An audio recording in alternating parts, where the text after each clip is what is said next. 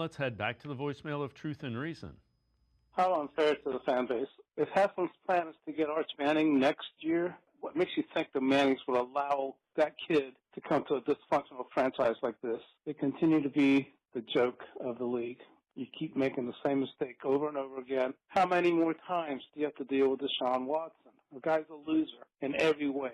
Do what needs to be done. Send him home. Pay him, but you don't have to play him. Don't keep slapping the fans in the face. As always, appreciate all of the voicemails. Lance, I understand fans' anger because it's pretty clear. They're not doing it as a slap in the face to the fans. They're doing what they think will help them win.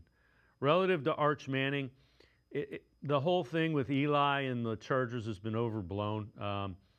Eli came out and said it was him. It wasn't the Manning family that did that. So again, I don't see the Manning saying, we're not going to let you go to there if that, and that's not the plan anyway. The plan is to play who they think gives them a chance to win. Well, yeah, there's two ways to look at it. Actually, the slap in the face, I will say this to fans, if a coach comes in and says, you know what, I'm not playing this guy because of past issues. And doesn't mean that moving forward it's going to be great, but that's a slap in the face when you don't do your homework, you don't coach them up, and you don't rely on your strengths after being a coach in the NFL for 40-plus years, right? So that would be the actual slap in the face to me. Now, the other thing is tanking. The word tanking, you don't recover from tanking. You don't get to turn football on and off. So you don't get to say, you know what, we're going to tank and then we'll go get our Arch Manning, or we'll go get the Sellers, or we'll go get Carr, and then you're going to bring him into that organization. You want that organization to do is learn how to win, learn how to practice, attention to detail, enthusiasm, day in and day out grind, getting better, watching film, taking care of your body. Those are the things the Browns have struggled with. I think Todd Monken is doing those things. Now, the ultimate thing is going to be winning. And it's funny because, Watson has not played well. But I like the idea of if he's not going to play well, it's because he didn't play well under Monken. And then Monken makes that decision. It's that the idea of coming in, we're going to play Shador because everybody wants Shador. That's not how you. That's not tangible. That's not how you stay employed as a football coach. You have to do what you think is best, because in the end, it's all Todd Monken.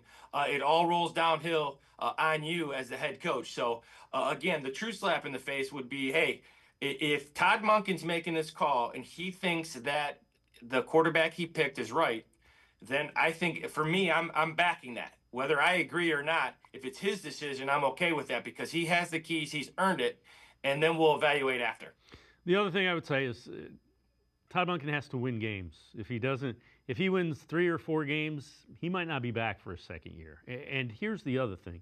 I've heard it said, well, the way he can show that he belongs and they can trust him with a quarterback is if he develops Shador Sanders. The other way he can do it, that's true. The other way he can do it is if he can get productive NFL-type play out of Deshaun Watson.